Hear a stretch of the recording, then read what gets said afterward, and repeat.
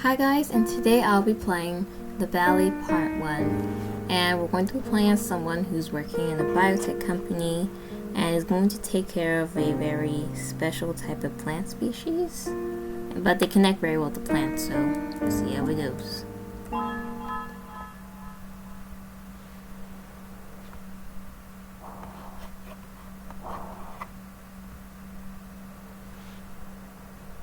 Asphalt. You think you can smell asphalt. It's strange, though, since you're nowhere near a paved road. Instead, you're trekking down to the bottom of a valley for your second ever job. An assistant botanist, hundreds of miles away from the nearest civilization, just the way you like it. Your employers had dropped you off at a host that leads you directly into the heart of the valley. It had looked old, like a part of a mine shaft. You questioned its security as it lowered and creaked all the way to the bottom. As it descended, the walls curved concaves. It reminded you of a crater you've seen only in pictures. It's still morning, but the way you were plunged in shadows confused your sense of time. The scaffolding above, as if to hide this place, directed sunlight in like a spotlight to shine on your destination. And that's where you're headed now, smelling asphalt on this roadless path.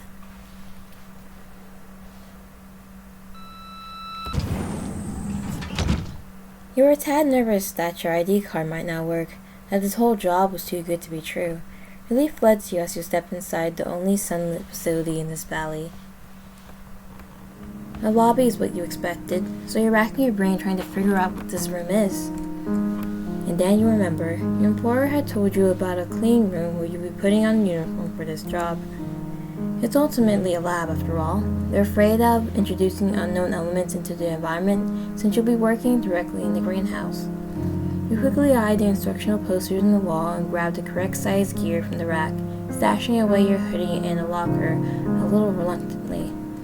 After you're done, it's actually not bad. You can live in this like a second skin, one more protective layer from the world. Emboldened, you swipe your ID card once more onto the next room. The first thought that strikes you is that this place is lonely. It's as if every trace of anyone living there has been erased. The second thought is that it's even better than you expected, especially when you can hear them. Hello? Hi? It's your supervisor, Ash. You were too engrossed in listening for someone else that you didn't even notice that they had been standing there. You must be our new hire, our new assistant botanist. You were briefed on Ash before you arrived here, the only human you'll be interacting with for the foreseeable future. Your interview process didn't involve them at all, which struck you as odd, but the recruiter was very frank about the 100 NDAs his project was under. That's really bad. You're just happy to even get considered in the first place. Yes, not very talkative, are you? Well, whatever. How'd you find the dorms? It was right next to the facility. You didn't feel the need to check on your room since there would be no friends there. Your bag of belongings were taken for processing ahead of time and dropped off there, so you needed to come in here was your ID. I said that wrong. Given the circumstances, you're not sure how to answer the question. Did Ash mean how you found it or what you think about it? You realize you've been taking too long when Ash moves on. Alright, what's your name? Don't you already know from my application? Yeah, but I want to hear it from you instead of whatever's officially on paper. Oh, you find yourself both intimidated and oddly touched by the sentiment. So what is it? My name is Hunter, or Sam, or Alex. Yeah, Alex. Alright, Alex, how much you know about this job? Not much. You didn't tell me much when I was hired. Yeah, I know they don't tell you. Just asking what you know. Oh, I know I'm not supposed to be talking with anyone about this job, which I like. I know I'm going to be taking care of the plants in this facility, and the greenhouse, under your supervision. I don't know what kind of plants they are, but I'm excited to meet them. Meet them? Okay, well, I won't keep you. Let's see, what else do we have to know? Don't bother going anywhere aside from your office in the greenhouse. May I ask why? No, you lack access to them anyway. Unsure how to respond, you simply sit back and embrace the silence. No, silence is awkward for you. Ash seems to disagree with their foot starts tapping on the floor. Right, well, here's a list I wrote up with the basic duties I expect from you. They hand you a piece of paper riddled with coffee stains. There's a near unintelligible bulleted list. I'll be at my lab. You'll get settled in before checking those off. Before I can bring up the problem of even understanding what the tasks are, Ash rushes off, almost as if they've been dying to exit the conversation. Okay. You attempt to read the list, but it proves to be insurmountable. Your eyes ache with a pointless effort. I guess I'll get settled. You decide to check out the lab. The last time you were in anything close to resembling this place was chemistry class in high school. High school, which you failed. You don't like to remember that. You were told that this is under Ash's jurisdiction, so you're afraid to look at anything too closely. You awkwardly stand at the entrance, vaguely wondering why there's even an operating table when you know someone calling out. That was fast. Do you finish the task list already? And again, you're taken by surprise. That's not who you were listening for. Did Ash come through the open door across the lab? You're staring pretty intensely at the plant over there. Were you curious? Oh. It seems relaxed, content, but it's a little thirsty. Huh? Never mind. Okay. You think you can hear Ash muttering something under their breath. Your mind immediately supplies you with some very colorful language. I'm going to go back to work then. After watering that. Ash grabs a half-empty beaker nearby, opens up the cabinet, and dumps the water on the plant before walking back to what you presume to be their office. Taking that as a dismissal, you exit the lab. They're humoring you, but it's more than you normally get. Ash was part of the job description that made you anxious the most, but maybe you could at least work with them in peace?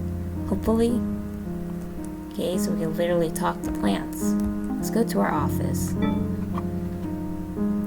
The assistant botanist's office, or rather your office. It feels weird for you to have your own space like this at a workplace. A small plant nursery at your first job didn't have anything like this. That's the only job you managed to hold down. You note that it smells sterile, as though they had scrubbed the place clean after the previous assistant had left. Though you don't have an idea of what a normal office space should look like. Should we click on some stuff? The desktop is wiped clean just like the office, aside from basic softwares like a word processor. No internet either, as you're supposed to send updates through Ash instead. You're made to understand that your job is completely isolated, but you feel that understanding truly down on you now. There's no problem for you, though. You pick up the notebook, or sketchbook, as soon as you find out, flipping through its contents.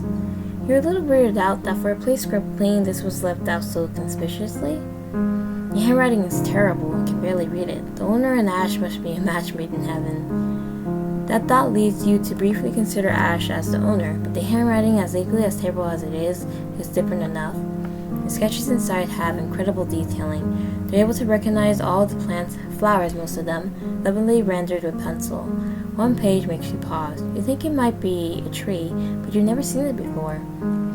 There's buds in the branches that resemble ones that eventually bloom on dogwood trees. Then you question if it even is a tree. Despite having tree-like features, the silhouette looks something more like someone was kneeling. A bit creeped out, yet intrigued, decide to flip through the rest later. It's your first day and you already spent too long poring over this. It's like really weird. What's this? It's a map of the facility. Too many areas are restricted. You can essentially only be here at the greenhouse and Ash's lab, and the last one you can only say for sure after having been there. There's a basement section that Ash had mentioned. It's completely closed off, but you can't help but wonder why. The diagram showing the basic breakdown of a plant cell. Despite your admittedly low self-esteem, you're a little offended by the patronizing diagram. The requirements for this as a job don't come close to the job description for a real botanist, though. Never mind, all the hot air that has rushed into your head deflates when you agree with the made-up evaluation that you are, indeed, incompetent and unfit for the role. Why? We could literally talk to plants. Without cleaning the offices, you're a bit surprised the trash can isn't also empty. Your heart pulls up when you notice a creased flower seed packet sitting on top of the pile. Camellia, lily of the valley, geraniums. God, I can't say that flower's name. How can people just throw you away like this? You promised them that you salvage and nurture them when you get the opportunity. And these. Not a speck of dust in the cabinets. I think we explored everything. Alright, let's go. You think you're done settling into the office. I want to go to the basement.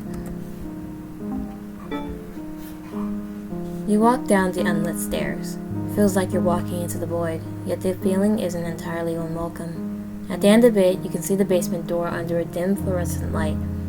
It's more of a gate, and it's imposing. It's practically calling out to you to open it. In fact, literally so, you can feel a certain pull. The last time you felt like this was the first time you talked to someone. A flower.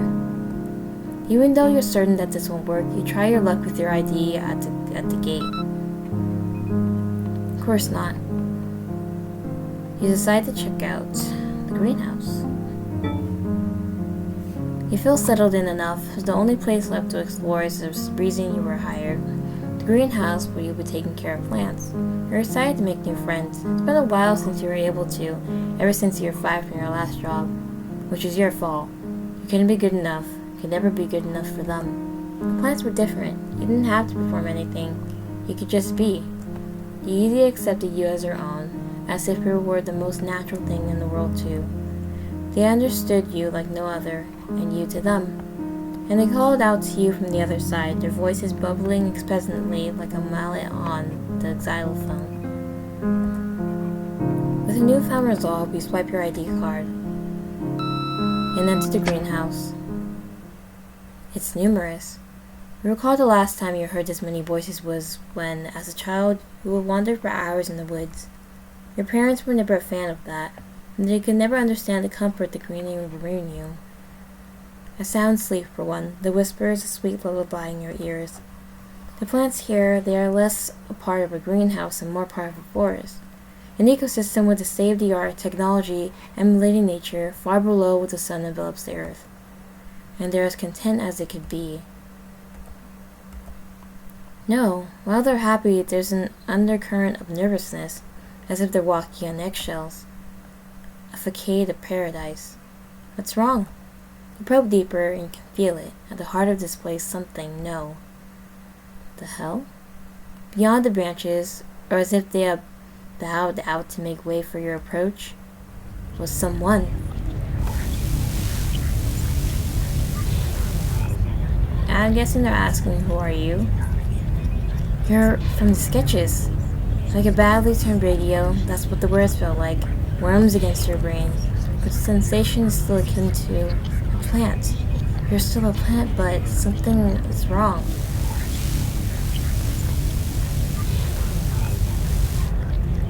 What's wrong? How can I help you? There has never been a plant that you can understand, but none of them has ever spoken actual words to you. It's always been an implicit understanding based on the variations in wavelength that you could always perceive. Small changes in mood and wants you could pick up on.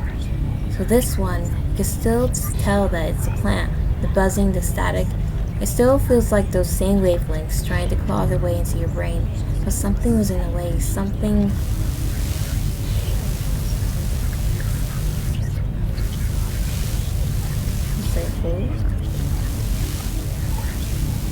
Sleepy? I know you need help, but what are you trying to say? How can I help you? Come closer? Come? Closer. Come closer. You don't realize your breaths are in sync with the breaths of another. It's freaky. You don't realize you've been taking slow yet steady steps forward. You don't realize you're staring directly into the void as the static fills your senses. You don't realize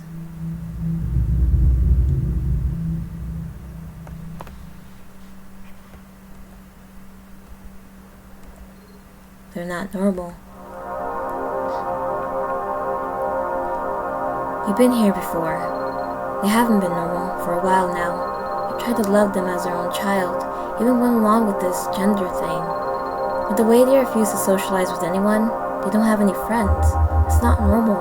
But there's been other kids like that. You know, that anti-sociable kids?